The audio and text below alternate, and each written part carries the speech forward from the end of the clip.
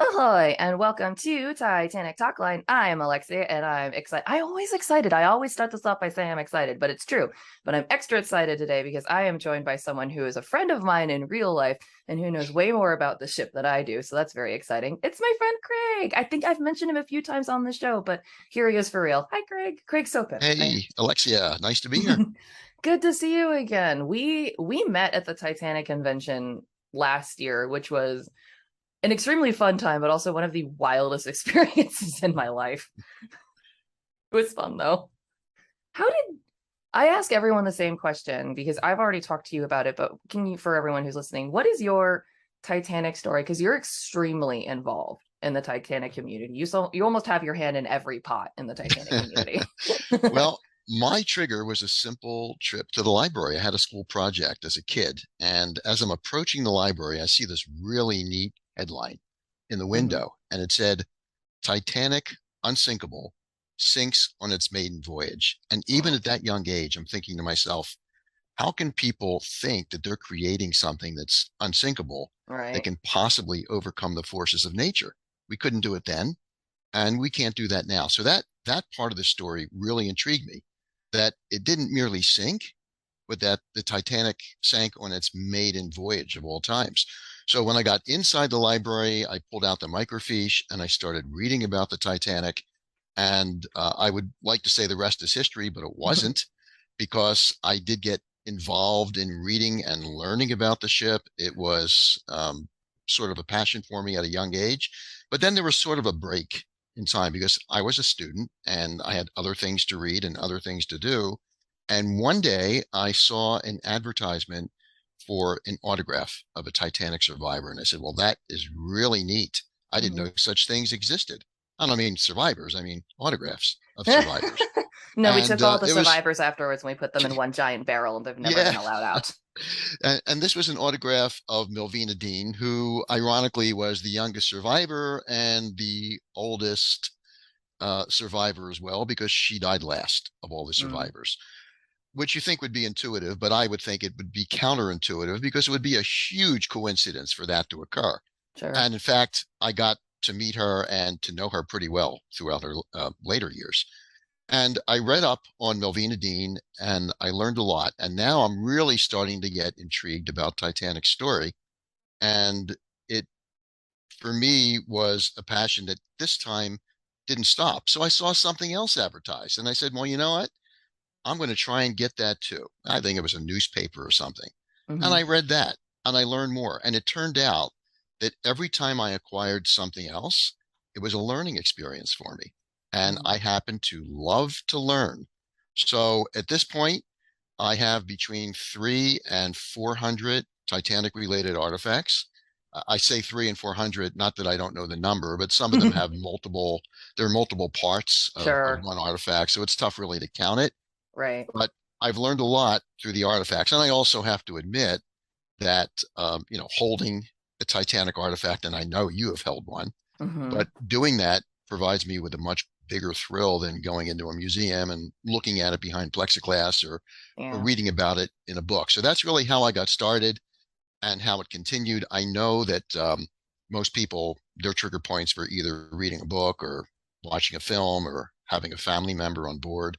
I didn't have any of that, but the closest I did come was a family member of mine did plan a feature film back in the 1940s, and it didn't happen, but I wish it did because I would have had that connection as well. I think that you, like me, are like a really tactile learner, and that it's all well and good to see something in a museum or read about it, but there's um there's just something different about being able to interact with something. And I don't know, this is gonna sound silly, but like it puts weight to the situation. I think, you watched me with the Life Fest, and that my weirdly enough, my first initial reaction, not out of disappointment, was like, that's all? And that, you hold it, you're like, this is it. This is what everyone had. This is nothing. This is a paper bag covered in plastic, covered in cloth. What is this? But it was surprising. And then you heard me talk about it where I was going off about how, not really, but just how it's so different from a modern life fest and what we expect from things now. It's really interesting to be able to actually see something that you see in a photograph in person, and it's something else altogether to be able to interact with it. Yeah. There's an artist, I wish I remembered his or her name, who said that there are some paintings you can look at for a month and not remember them at all. And there are other paintings you can look at for a second and remember them for the rest of your life. Mm-hmm. And I see that with the Titanic artifacts. I mean, you can get a letter anywhere, but when you're looking at a Titanic letter, you're getting a different story altogether. You're finding about how the person lived, how they felt, and sometimes when you research it, how they died. So everything I have, there is that tactile experience with it and holding it, and it gives me that thrill, that emotion, but it also means that it's something that I continue thinking about. There isn't a day that goes by that I can remember that I don't touch something that was on Titanic because I Mm-hmm. have it, and it just provides that surreal experience to me of being very, very close to the ship and remembering the people who were lost and also those who survived. So you are absolutely right. Touching these things, holding these things, seeing them up close, learning about them in person is a lot different than merely reading about them behind glass in a museum. Not that I don't like museums. I love Mm-hmm. them. I Yeah. can spend, I can have a small exhibit in a museum that I'm looking at and spend hours on end just looking at it, examining the things, reading everything about it, and going all around it. But once again, I could look at other things that I own for 1 second and remember them for the rest of my life. I went to go see the big piece. Not I didn't go to Vegas just to see the big piece. I went to Vegas for other reasons, and while I was there, I decided to go see the big piece. And I've told the story on the show before, and I almost hate telling it because it makes me feel bad. But there's a million signs, and for full disclosure, there's a million signs everywhere saying don't touch. And I fully know, I know how to read. I'm sorry. And honestly, if someone had asked me, how do you feel about people who do stuff like that? I genuinely am usually I don't like it. Mostly because I see some photos of like the Dutch tulip fields, and they have signs saying like don't stomp on the flowers, they will die. Stay on the main path. And you see a million photos of tourists standing in the middle of the fields taking beautiful photos, and I get annoyed because you could see them standing on flowers. And I feel like I did the exact same thing because when I was in Vegas and I saw the big piece, I leaned over the rope and I touched it. But there is something so profound about that interaction. I was standing at the back of the piece by this point in time, and I was looking up because I'm a short person through the porthole. And it was just an odd moment where I was like, this could have been someone's last view, just right here through that glass, stuck. And that was a horrifying moment for me. I'm not a claustrophobic person, nor am I afraid of being underwater. But all of a sudden, it was like, I gotta get out of this room, and I gotta get out of this room right now. There was no water in it, and it is a huge room, but I needed to leave it and come back in to find my friends, because in that moment, for a second, it was so easy to just get sucked into the tactility of that feeling. Even though, as I said, we're in a museum in Vegas, inside of a giant glass pyramid. I'm totally safe. I'm more likely to be abducted by an alien than taken by the Titanic. But it was enough to sort of make you think, oh gosh, that could have that's what it could be like. Okay, well, the day after this episode airs, I think we're going to see some plexiglass now around the big piece. I'm just kidding with you. It's I think entirely possible. I think everything you did is fine. And actually, there's a little big piece that's in Orlando, Florida, and I would say likewise, it's pretty easy to get up and close and personal with. It reminds me of when I was in Philadelphia at the Liberty Bell, and somebody wanted to touch the Liberty Bell, and the kid's mother said, "Oh, no, no, no, you're not allowed to touch the Liberty Bell." And he said, "Well, there's a stanchion there, just a cord. I can go under it." And she said, "If you do that, there are going to be all these bells and whistles that go off." Well, the kid walked under the cord, and there were no bells and whistles, and he got to touch the Liberty Bell. And after that, other people started to do the same thing, because I think we have a need to connect and to Mm-hmm. connect with things as close as possible. And then you were looking through one of the four portholes on the big piece, and that's amazing because I didn't do that. I did look at it from afar when it was in Atlantic City, and I look forward to seeing it again when it's in Vegas in August. But I know the exact feeling you meant. And so many people I speak to say that when they're close to something that was part of Titanic, they get very emotional. I've actually seen people cry holding a piece of Titanic before. So it does evoke that kind of response from a lot of people. And you were very passionate about the Titanic as well, and that's why you had that response. It's true, but like I was saying, I spend my time going through social media being like, ugh, these disrespectful people. And then I do the exact same thing. So it's sort of like, well, I'm just a giant hypocrite. But, there is something about Titanic that is compelling, that can compel someone to read a newspaper article and collect 300 to 400 artifacts, or someone to watch a movie someone else made and start a podcast about it, or someone to find out about a person and write a novel. There's so much that comes out of it in a way that I almost think that not everything in history, it's become romantic in a certain way, in the sense that sort of the Civil War kind of has, where people write songs and ballads and make movies and write books about it. Titanic, and I talked a bit about it with Don Lynch a little bit, is sort of an odd moment in that it's almost become mythos in a way, in that it's a real thing, but there's almost this reverence around it that's turned it into this thing that's not even real. I don't know if I'm explaining that properly. No, you are. And we certainly don't have a shortage of disasters that happen in this world. And Yeah. what um, picks out Titanic amongst all of those? And a lot of people have different answers to that. For me, it's the initial trigger that got me into it. The fact that the Titanic sinks when it was supposed to be practically unsinkable, and that it did that on its very maiden voyage. Another thing is the sex appeal that you kind of alluded to on the ship. The fact that the band played until the end, that the captain went down, that the Titanic was a microcosm of society at that point, with the different class structures, etc. And all of those things put together make for a very, very compelling story. And then I love the fact that I happen to live in an area in Philadelphia which is number two for the number of Titanic passengers in the United States. Of course, number one worldwide was Southampton, because there were so many crew members that went on board. And that's a great spot to acquire artifacts, or at least it was until I was there.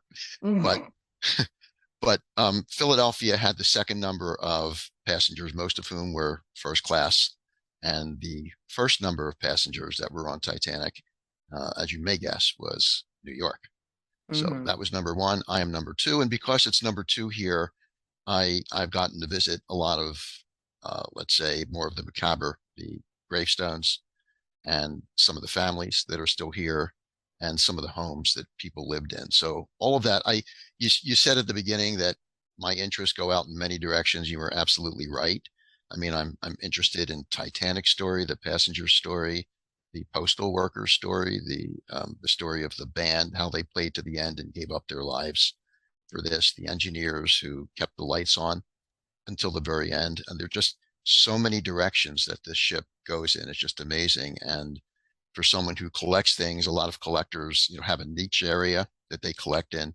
I sort of collect everything. And one of the biggest portions of my collection is the macabre. It is the body recovery mission, because I think that that story is little told, and I think needs to be told a little bit more. The books that are written on the body recovery mission, and I'm aware of two of them, are very thin. They're thin books, and because there isn't a lot in them, but there's a lot more to be told, and a lot more that continues to be discovered. Let's talk about it. I just now thinking about it, don't talk about that a lot on my show. Not because, oh, nobody could talk about it, but simply because, as you're saying, the knowledge is not as omnipresent. I don't often get people who are experts in the Mackie Bennett, or, it's almost as though people's, not to say everyone, but a lot of times it feels as though the interest sort of ends with the ship sinking. And it's not to say that the aftermath is unimportant, but it's sort of this part of the story that gets glossed over. And it's interesting, and I'm not really sure why, honestly. Well, I think it's interesting to note that unlike many other disasters, the Titanic disaster didn't happen on impact. If there's a plane crash, people die when the plane crashes. If there's a train derailment, that's when it happens. if there is a natural disaster, such as a hurricane or a tidal wave, it comes out and it kills or injures people. But with Titanic, there was no disaster when it hit the iceberg. There was a problem, which ultimately led to a disaster, but it took over 2 hours for the disaster to occur. And that's a little unique in terms of disasters. In fact, other ships that sink normally don't take 2 hours plus, 2 hours and 40 minutes to sink. So we have the disaster that occurs a lot later, Mhm. and people are interested in the disaster. People are interested in the recovery mission, that is the recovery of the survivors. But you're correct. The story for a lot of people normally stops right there. And I think it's because the rest of it is quite dark. Yeah. And we're talking about embalming. We're talking about burying the dead at sea and going through funeral services for them. We're talking about shipping bodies either across the country or across the world. So it's very difficult. There is a lot of people don't know about this, and I hope this does get written about at some point in an upcoming book of someone's. But there was a railroad in England, and it was run by the Brookwood Cemetery, and it was called the Necropolis Railway. Very interesting um, railroad, because the sole job of this particular railroad was to carry dead people, and it was to carry them to the Brookwood Cemetery, I think located in Surrey, England. And there are some Titanic victims are not buried there, but actually Titanic survivors are buried there, who I think took the Necropolis Railway. Their bodies did anyway. And I think it's the Duff Gordons who are buried in the cemetery. Hmm. But these are the things that I'm talking about when I say we don't have enough information out there in the book. So my collection consists of the logbook of the McKay Bennett. So we actually see certain days that they go out and launch boats to pick up bodies and even pick up wreckage. And if you don't know, it was a real big deal to launch a boat on the McKay Bennett or any of the other rescue ships, or recovery ships, I should say. So the fact that they were doing this for merely wreckage meant that they felt some connection to Titanic as well. They would go out and pick up lifeboats, wreckwood, flotsam, and things like that, in addition to picking up the gruesome task of the bodies. They would bring them back to the ship and they would be embalmed, or they would be buried at sea, because under Canadian law, where the ships were headed, you could not bring back a body on land unless it was embalmed. And they certainly didn't have enough embalming fluid. So you can guess who was a priority in embalming, and that would be first class men. And a lot of third class were buried at sea. So we then have another ship that goes out, the Minia, another cable ship that goes out. Once again, they picked up a lot less bodies, the Minia did, 17, I believe, and some of those were buried at sea as well. Then we have the Momani and the Algerine, and each of these ships have crews with stories that they can tell, and some of them have told through diaries, each of them about how the task made them ill, emotionally ill and physically ill, picking up the bodies from Titanic. The fact that they couldn't take the life jackets off of the bodies that were in the water because the knots that were used to tie the jackets to the body were frozen together, and they had to actually cut the life jackets off, which is today how one of the reasons, one of the ways you can tell if a life jacket came from a survivor or a victim, because if it's from a victim, surely the life jacket strings would be cut. They just couldn't undo it.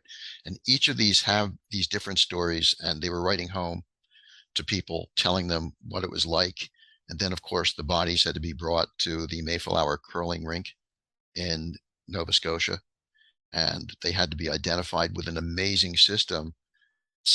Parts of that system was used to identify bodies in September 11th as well. And there were photographs that were taken of each of these bodies by the provincial coroner. Only six of those body photos survive. And four of them are in my collection and two are in someone else's collection. And for some reason, they did not make it into the Nova Scotia archives. But to look at them, to actually look at the faces of the Titanic dead, is just an amazing experience, not for the faint at heart, of course, but these are the things that really have to be talked about. The fact that all of these people still don't have names that are buried in Halifax. The fact that there was an unknown child who has now been identified, and that the McKay Bennett crew took up a collection and paid for this individual to be buried and paid for his headstone. There's just so much out there. And that's why I am extremely interested in the body recovery missions and their aftermath, because it's just not talked about. And I think it's a story that really does need to be told. One of these days, I'm going to get to look at that book and those photos. But I think that I can simply show you the photos. The book you can see in the museum. that's fair. But what I was going to say is I think that a lot of people, because we don't talk about it, I will say that and LA knows this too from the Unsinkable podcast. One of the most in-depth sort of stories I've heard about the McKay Bennett was her episode talking about it, simply because, as you're saying, it's not an oft-discussed story. And the weight of it is probably largely why. Because I think what we're not, like, I don't know, for people who don't know, the McKay Bennett and all the other ships or boats, however they're classified, that went out to do body recovery were, fully crewed vessels that were launched out there with the explicit purpose of grabbing these bodies. And as Craig said, a lot of people give interviews about how they arrived and they thought that it was, the white was like snow or it was something else, but it was just a sea of life vests, hundreds and hundreds of people just in front of them, bodies and infinite numbers, that had also been by then a few days exposed. Now we have helicopters and we have airplanes and they can get to the recovery site almost instantaneously. We watched the Costa Concordia sink in real time because we had cameras right there able to see it. People were able to get there.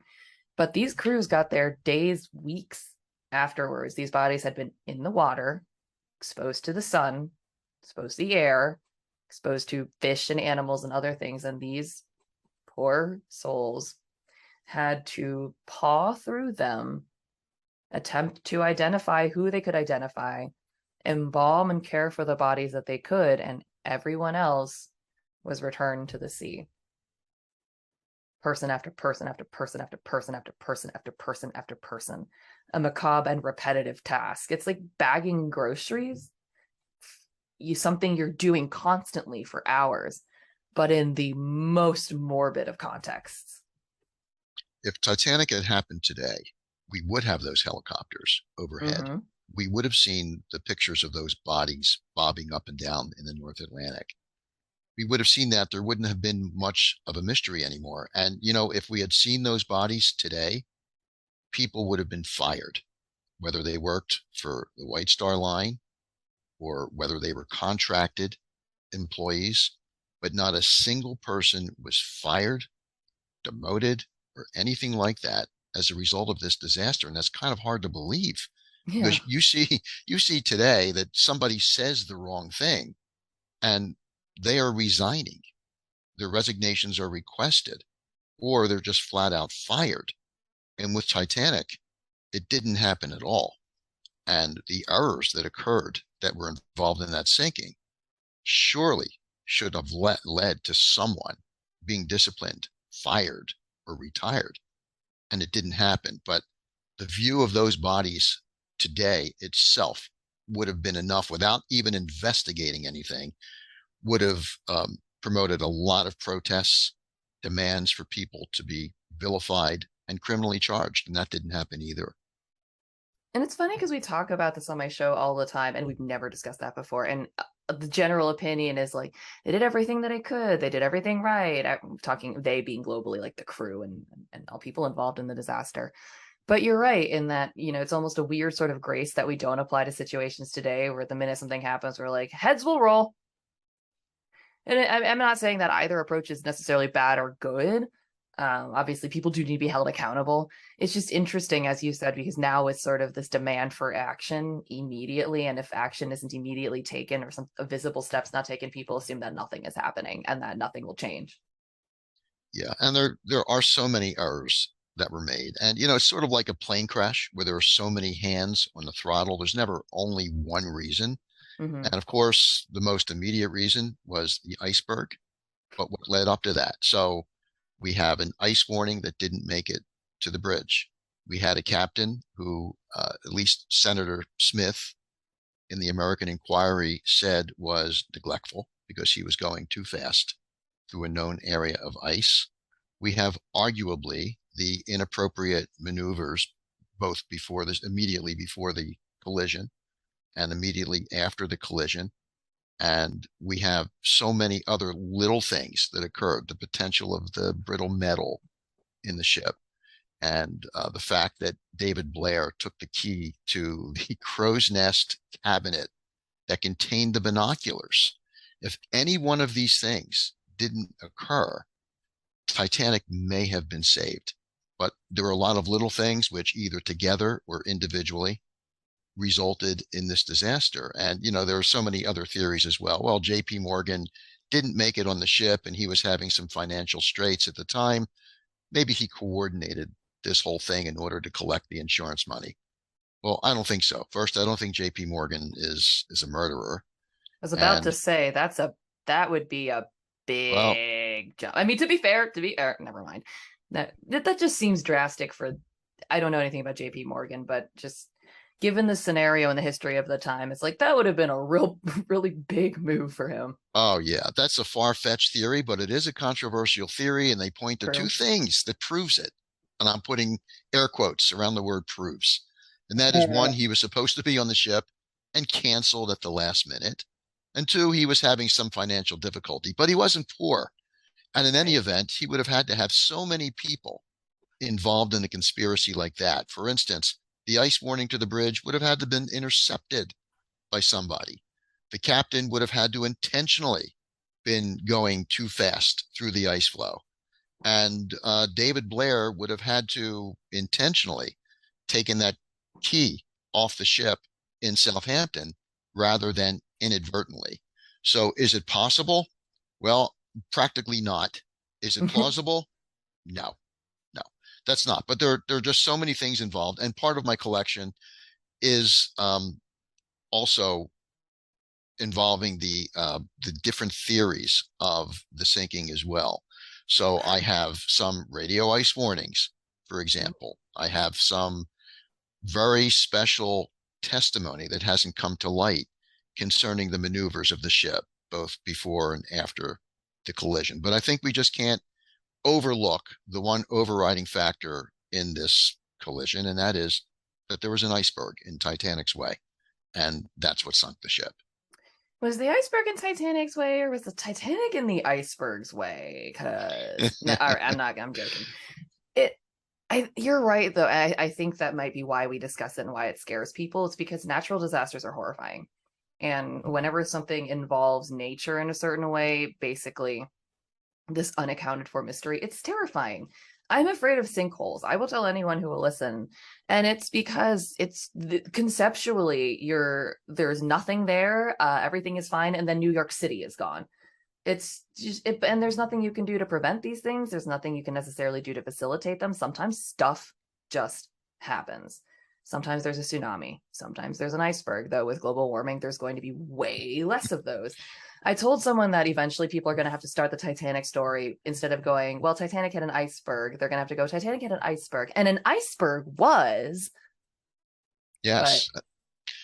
Well, I think Titanic's logbook would tell us a lot about what happened and maybe clear up some of these theories, maybe even confirm some of these. And, a lot of people think that the logbook went down with the ship, and I don't think that. I think Titanic's logbook exists, and here's why. The rule of the sea was on a sinking ship, the logbook gets put in the pouch, and that pouch containing the logbook is given to the highest ranking officer that makes it off in a lifeboat. In this case, that would have been Lightoller. And if that didn't happen, the question is, Why? It's not like Titanic sank in 2 minutes. They had over 2 hours to get that logbook off the ship. The other why may be because there was something in there that Lightoller or his family didn't want anyone else to see. Maybe it was damning in some way. It may have shown culpability that we only possibly talk about now.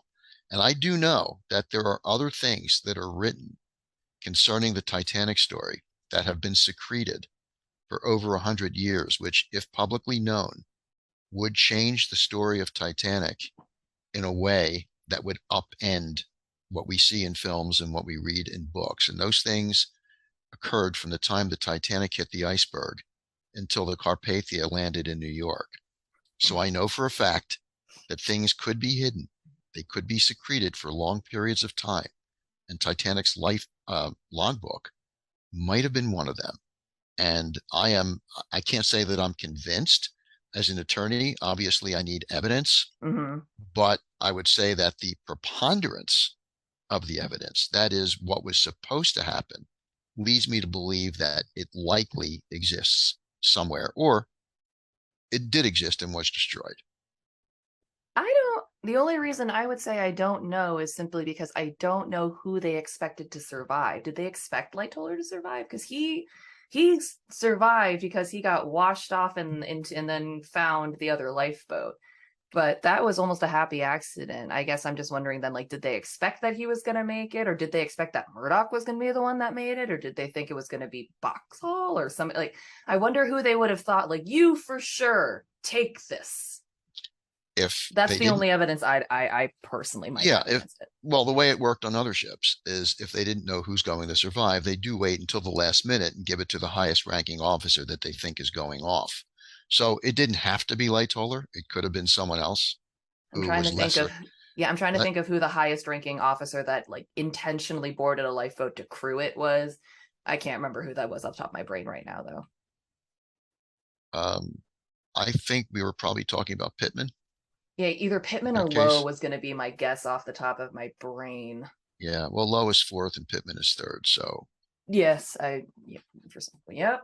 I don't know. That would be the only I don't know, but based I on your suspect. story, this is just the wrench I conjured out of nowhere to throw into it. But I have no proof either. Oh, no, I don't think anyone has any proof unless it exists, and then that family has the proof. Can I just say though that this is a personal thing that I hate hearing that not this is not your fault. This is just a general rant where it's kind of like I hate hearing that like, oh, if only we could release this information on this really public world event, it would change everything. I'm like, it was the fucking Titanic. It happened in 1912. If it's gonna shatter history, shatter history. I get so annoyed when I hear stuff like just tell us what the evidence is. Let the world know. This is just me complaining, and I'm sure there's very legitimate reasons why that information is being withheld, but me personally sitting in my little office wearing a shirt of a skull with a party hat on it is just getting mad about this because I'm like, tell me things. There are reasons, and I'm sure. Families feel that some of this information could be disparaging towards their relative or towards I'm them. sure. And that So was my personal guess. And maybe it's because I'm personally a very gracious human being. I'm thinking I would never. People would be nice, but I understand. I do. These are complicated. I talked to Cliff Ismay not too long ago. Speaking of complicated people, where it's like no matter how much evidence you can throw out there about him, or no matter what you want to think about him, everyone's like, he sucks, he should burn. No matter what, and there's nothing you can do about it. And like, I don't necessarily think that man was a villain. I just think he had a hard life. I don't think he was a villain either. I think his survival helped explain Titanic's story. His father, by the way, is kind of is partly responsible for there not being enough lifeboats on Titanic. If you consider there not being enough, there was an interesting story at the British Inquiry. There was a formerly high-ranking man at the Board of Trade who testified, and they wanted to know about lifeboats, and his name was Sir Alfred Chalmers. I think it's Chalmers. See, if I had these questions, if I knew what I was going to be talking about in advance, I would have looked it up. But I'm pretty sure that's his name. I just And Googled it, and the first result I wow, got is day 23 of the Titanic Inquiry Project, the testimony of Sir Alfred Chalmers. okay. And also, So I didn't he, know that either. So, well, the interesting thing about his testimony is he shocked a lot of people on all sides, because his testimony was, you know what? If there were less lifeboats on Titanic, more people might have been saved. They said, what in the world are you talking about? He said, no, no, okay. no. I'm not advocating for less lifeboats on ships, because Thomas Ismay, Bruce Ismay's father, even Winston Churchill approved a long time beforehand, at least 18 years beforehand, lifeboat requirements that required only the number of lifeboats based on the weight of the ship. And back then, there weren't a lot of ships over 10,000 tons. And Sure. then we had them. But Chalmers gets up and he says, I think that if there were less lifeboats on Titanic, more people would have survived. And they started banging the gavel and objecting from everywhere. And they said, can you please explain what in the world you're talking about? Are you saying that there should have been less lifeboats? He said, absolutely not. Not saying that at all. But I'm saying that if there were, I think more people would have survived. Why? And he explained himself. And I had to think about that to some extent. I think he may have been right. I'm And that is, attempting. Okay, I was like, I'm well, attempting here, to speed read through it, and it's not working. So please oh, tell me. I'm well, like, here's, "Wah." I haven't read it in a long time, but here's what I remember. What he said was, the reason why the lifeboats at the beginning were going out with only 5 people or half full or something is because the passengers had a certain complacency, knowing that there were more lifeboats, and that if they missed this one, they would simply get the next Mm. one. And it wasn't until the end, when people saw that, well, of course, towards the end, people knew they were going to sink. At the beginning, they were kind of suspicious, but also towards the end, they knew, oh, there's only 2 lifeboats left. So now we need to cram this lifeboat. There's only one left. This is the last one. So what he was trying to say is, if people thought that there were only a couple of lifeboats left, they would have crammed the initial lifeboats.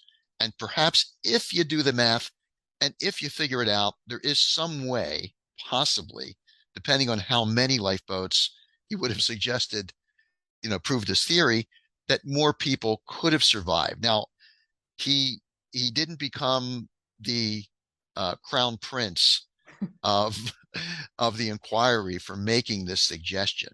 In No, fact, really? in fact, in fact, this was one of the I guess more controversial theories that was discussed, and they probably were sorry that they called him to testify.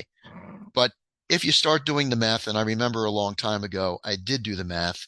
I said, okay, what if we take 2 lifeboats away and people start, crowding the lifeboats from the beginning? It's possible. All the lifeboats could have only held 1,167 people, which is about 1/3 of the capacity of Titanic, and about half of less than half what was already on the ship. But I don't know. I mean, it's possible. There are so many theories you can think about. Even the number of people that survived and the number of victims is still controversial. When someone asks me, hey, how many people survived the Titanic? Oh, I don't go there. I say, well, you know what? Somewhere around 700. And you want to know how many people died on the Titanic? Well, it was somewhere around 1,500. And here's Thank you. why. Thank you. Because, That's exactly how I answered that question yeah, too. And someone got mad at me. They tried to correct me on Twitter. Actually, it's 1,000. well, But the minute you quote a number, you're in trouble. that's right. I remember I used to work in the state office building in Philadelphia, and down the hall from us was the boxing commission, something like that. And there were state employees who said that, I want to go into the boxing commission to weigh myself. And I, well, why are you doing that? Don't you have a bathroom scale? You're probably wondering, where am I going with this story? And they said, yeah, I have a bathroom scale. But when you get on the scale of the boxing commission, this is the commission that certifies somebody as a welterweight or a heavyweight. That is the number that counts. That is canon, and that is official. So I want my official weight. Okay. So there is actually an official number for Yes, there Titanic is. survivors and victims. Yes, there But is. other than the official number, which if I remember it, I'll reveal in a second, but people disagree on whether, well, if you die on Carpathia, are you a survivor or are you a victim? If you die in the lifeboat, we've had examples of this on Titanic. Do you survive or do you die? What column do I put you in? What if you die a year later as a result of diabetes that they claim it came as a result of being in the frigid water or something like that? Right. Are you a Complications victim? from pneumonia. Yeah, are you a victim now or are you a survivor? So that makes it very difficult to come up with exact numbers. So then comes Phil Gallen. I don't know if you know him, but he was a brilliant passenger researcher. Unfortunately, he died too early, but he was a good friend, and he came up. He did some real sleuthing with respect to these numbers, and he came up with 1,496 Hmm. victims and 712 survivors for a total of 2,208 people on board. Hmm. And of course, if we watch the Cameron film Titanic, well, Jack didn't even count on there. They may not have counted him. I remember old Rose at the end saying, there wouldn't be a record of him, would there? So there are situations perhaps like that, stowaways that aren't counted at all that died in the wreck. But when we want to look at an official number, and I would never quote this because the official number is wrong, yet it is canon. It is the Hmm. official number of people who lived and died. And that was the number determined by the Board of Trade. Right. And that was, I think, 1490 Okay. as dead and 711 Huh. who survived. And if we do that math, I think we come up with 22. I'm doing it now. I don't remember this to be the number. Neither am I. 2,201 people on the ship. So that official number is missing at least 7 people that were on the ship. But if somebody says how many lived and died, well, you can say the official number was, and don't quote me on this, I may not be right, but 1490 is the official number of dead, and 711 or whatever it is the official number of survivors. That is canon and that is official. And until such time, if ever, that someone files a petition before the Board of Trade to amend the official numbers of dead, and they put a seal on it of the Board of Trade, those are the official numbers. So there are just so many controversies within Titanic, not only about how it all happened, but who was left on the ship. I would also like to say that I quickly Googled it just to see what it said, and I have three different answers for both victims and survivors. So for survivors, I have 705, 711, and 712. For victims, I have 1490, 1496, and 1517. So the point is, no one really knows. And like you were just saying, records, even now, today, when we basically facially scan everyone, my boyfriend and I are going on a cruise and we have to do all those things. We're like, what is your name? What is your name? Are you okay with your photo being used? Are you okay with your photo scan with the facial recognition? Of like, you're documented everywhere. But even today, I don't think there would be a way to know for 100% sure the the White Star Line. I'm making up a ship now. Like Capeterick went down in 2023 and it had exactly this many people on it. It's like, how do you know that at the very end there wasn't a stowaway, or that one extra person got swapped in or swapped out, or this or that the family of four didn't, one person didn't get sick? There's no way to know for sure that you have a perfect count of anything, because there's always an element of human mystery. And the same is true, especially true for things of the past, where there were paper tickets. You didn't have to scan, Murdoch's face for him to get onto the boat. He just said, let me on. I am who I say I am. Look at the uniform. And they were like, yes, sir. It wasn't the same as it is. It might have been more involved in that. Nobody at me. But, it was different. And as you were saying, there's just no way to know. So I do what you do and I say about 700 and about 1500, and I leave it at that. Is there an RMS Capeterick? No, I added IC to carpet. I'm The just, carpet. Or I'm just messing with you. I knew you would know the answer to that, but just in case somebody was like, "Oh, I'll look that up," please don't. It's just carpet with it's the word carpet combined with the word rhetoric. But I used to get the response you would get too when you'd throw out a number, because I used to throw out numbers, and I think the old numbers were 705 survivors and Yeah. 1502 or something dead. And I used to throw that out, and they would say, "Oh, you're absolutely wrong. Maybe survivors are right, but the victims are wrong." So now I just do that. The catch-all is, I don't know, somewhere around there. How can you not know? Aren't you interested in the ship? Well, really, the truth is no one knows. But I No think one knows. Phil Gallen did a heck of a good job in coming up with a couple of numbers. Oh, I was not trying to denigrate his work at all. I think that is Oh, incredibly impressive, and I would never be able to do it. The only thing I was trying to do is put that asterisk on there and be like, you can't know. And the only way I think you'd be able to know is if you could teleport back to 1912. You boarded the ship on April the 10th, and you kept a meticulous census, basically, of every single person that got on and off at every single dock. And then you did another one when you left Southampton. and that you can assure that there were absolutely no stowaways. And I can tell you for There you go. sure, there is no perfect security then Nope. or now, only the perception of it. So there could have been multiple stowaways on that ship. We just don't know. You mean to tell me that the TSA helping themselves to Titanic passengers' jewelry wouldn't have stopped this disaster? Well, we all know that there's no real security in this world. I mean, people show up everywhere with guns, and they shouldn't have been in there in the first place, let alone with a gun. And as you know, I was the victim of a burglary myself in one of the most secure buildings in Philadelphia, and people had to pass through 5 levels of security to overcome it. So things changed since then, but I just couldn't have believed that it happened. And I represented someone who ended up in a place, I'm not going to say where, but ended up in a place that no one, no one should have been. And I just don't know how these people do it, but it's doable. So back then, without the security techniques we have today, it certainly could have happened. I don't know how it was allowed once, but I used to live in Maryland, and I was wandering around downtown DC, which is just not a thing I normally do because it's chaotic. But I was just walking around. I think I was walking to the metro, had my headphones in, not paying attention, and I got stopped and had to stop at a crosswalk once. But I was, I think, too close to a presidential motorcade, and it wasn't on purpose. I was just walking. And, I wasn't so close that I got like tackled or anything, but it's definitely one of those things that they were like, "Oh, stop right there.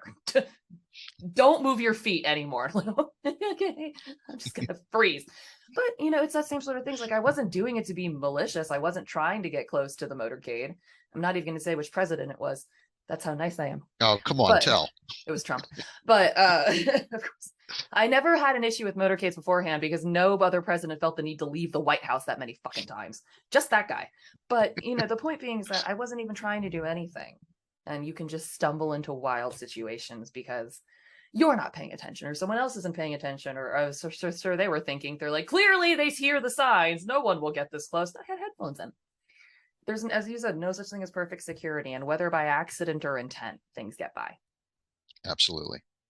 And again, like you said, with stowaways, there's just no way to know. And the unfortunate reality is that to this day, there are still people from this disaster 100+ years ago that don't have names, who have been unclaimed That is correct. because And, I mentioned before that the coroner took photographs of every single person, the provincial coroner did. And today we have facial recognition software. So wouldn't it be great if we were able to take those images from the coroner's office, run it through facial recognition software today, and try and give them names? But of course, we have two problems with that. Number one is we need a template. We need some type of benchmark. So they didn't necessarily have a driver's license that's on record somewhere. So we need to get a photo of them back in 1912 or before in order to match the image with the facial recognition software today. right. Two, and by the way, I was just amazed that I've learned this in in my business with driver licenses and trying to recognize people, that what they do, I'm thinking, how in the world can you match a face to another face and sort of make like a DNA blueprint that is almost 100% accurate? And people look alike, don't they? I mean, twins and things like that. And the way I found out they do it is they measure the tragus of the ear, like the earlobe, down to that little, oh, what do you call it? The thing in the lip, the commissure of the lip. No, upper. Yeah, right there. What is that called again? I don't know, but I call it the Oh. center of the Cupid's bow. That's not that's not the there's real title, but for there's visual actually purposes, there's that's what there's it is. there's actually a name for that. For some reason, I'm having a mental block. I know So that there is, and I don't know what it is. they measure that. Even if you're a kid, they measure it because the relative distance remains the same when you get older. And then they measure between the eyes in some way. And they say that doing it that way means that you're almost certain getting 100% match. So we would need to be able to do something with that. So the one problem is in doing that is that we don't have the image of the person back in their day when they were alive. The Correct. other problem is, as I mentioned, only 6 of the photographs have survived. Apparently a child, there was a book with all the photographs in it from Halifax, and a child, somebody's kid involved in Halifax, took a crown and went through all of the coroner's photos, and whoever was couldn't bring this book back to the provincial coroner. So I guess it somehow like became lost. Apparently the word is that it got thrown away except for the 6 images That that weren't weren't scribbled on. defaced. And there are a couple of those images that don't have names, and it would be nice to be able to give them names, but perhaps someday. I mean, Someday. organizations like Titanic International have ended up giving names to some of the people who were nameless before through just brute research. But there's still a lot of people who haven't been named. And of course, a lot of people who have been lost. There is somebody who was named, in my view, that was misnamed. Um, in addition to the unknown child, he was misidentified and then re-identified. And there's someone who is buried right here in Pennsylvania who has the name of an individual, a Van Billiard child, who I think is actually one of the Asplund children and belongs Okay. in Sweden. Oh, it's interesting. Again, it's just so hard to know, without the permission of these families now, you'd have to exhume and DNA test, and that's just so much for some people, and I can understand why they don't want to, but it's a lot because you could learn so much and try to bridge these gaps. And if I had the historical resources, I would probably do a lot more digging into Murdoch just to try to find out what happened to him, because he's my favorite person. But there's just so many mysteries that you can take here. What happened to this person? What happened to that person? How many people were there here? How many people were there? What happened to these people? There's just so many mysteries still involved No, today.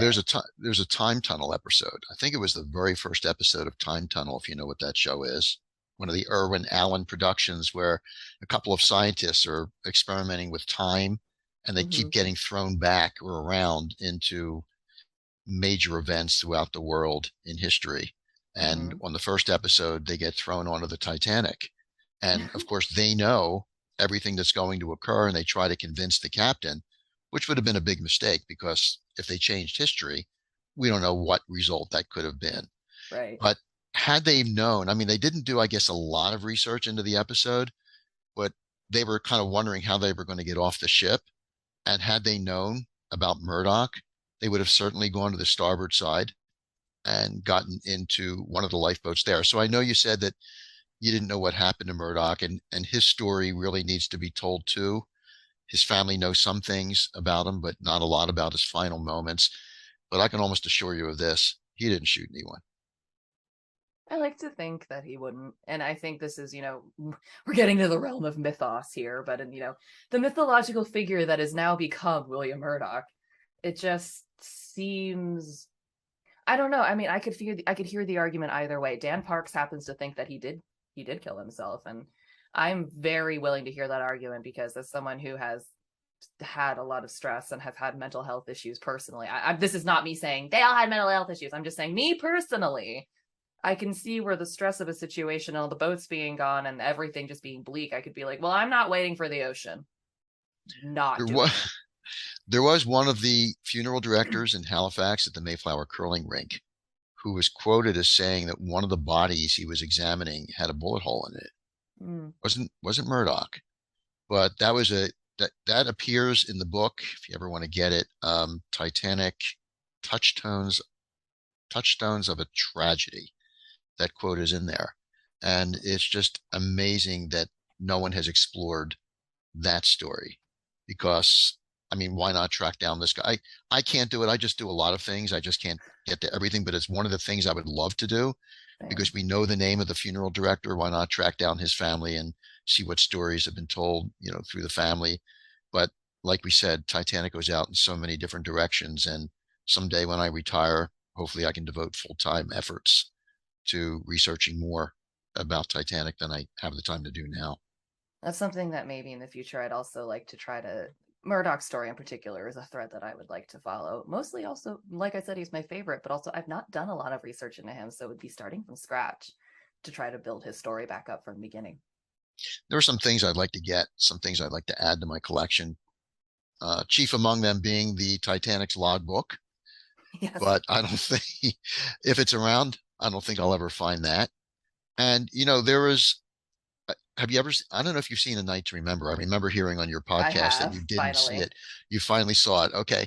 So in that scene where they have Andrews in the first class smoking room at the end, just standing there stoic, looking at the picture, the the picture should have been Plymouth Harbor, but the producers of A Night to Remember didn't know what Plymouth Harbor looked like. I don't mean the harbor itself, I mean the painting by Right. Norman Wilkinson. So they got another painting of Norman Wilkinson that was on the Olympic rather than Titanic, and that was Approach to a New World. And I just can't get that image out of my head. It is absolutely stunning. If you can do someday a Google search on that, I mean, you have the Statue of Liberty in the Mm-hmm. background and various ships approaching it. And that's what they used to fill in for Plymouth Harbor in that. And that actually was on Olympic and that painting was saved. I would love to get my hands on that painting someday. And I have some paintings relative to Titanic, but my favorite part is Titanic signage. I love signs dealing with Mm-hmm. Titanic. Not that you're asking me about it, but the signs continue to tell stories that people can't anymore. They survive when the people don't. So I love Yeah. that kind of stuff. I think I have two sort of artifact goals. I want to, and I know these are things that are probably never going to happen, but I just want it would be nice to do. I would love to ring the bell that they recovered. I know that that is a long shot, but that would be amazing. And I would really like to see Murdoch's bag in person, the one that was brought up. I don't even, it would be amazing to go through it, but just to see it. You've met me. I am nosy. I like to know things. What's in here? What is it? Tell me. Well, But I'm sure you're thinking of ways now to try and ring that bell, just like the little kid who went to the Liberty Bell. yeah, kinda. I'm like, okay, who technically owns it, and how do I become their best friend? Well, the crow's nest bell is probably one of the more impressive things that have come off that ship, and probably Yeah, in terms of money, the most valuable. I know, and that's the problem. You I don't think they're gonna. didn't see it at the Luxor Hotel when you were there? I don't know Is where it it is there? at this I moment. don't. I I don't don't know. think it's there. I don't think it was there when I was there. If I don't know where it's. Hang on, I'm gonna Google it. It's usually on display, and there are only two possibilities: one, storage, two, Orlando, or three, the Luxor. It says right now that it's in London. Oh, there is a traveling. Yes. Yeah, as I was gonna say, I know that it's not. It wasn't there when I went there because I would have for sure made a beeline. I like bells. Bells make noise.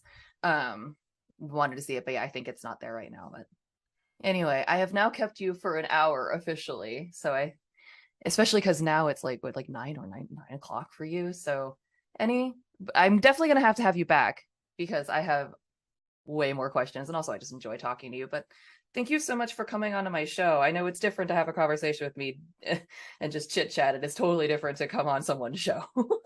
Oh, I've chit-chatted with you before. It's I'm true. used to it. But no, this was a real pleasure, and I appreciate your having me on. Well, thank you so much for coming on, and to everyone else, we'll see you next time. Thank you.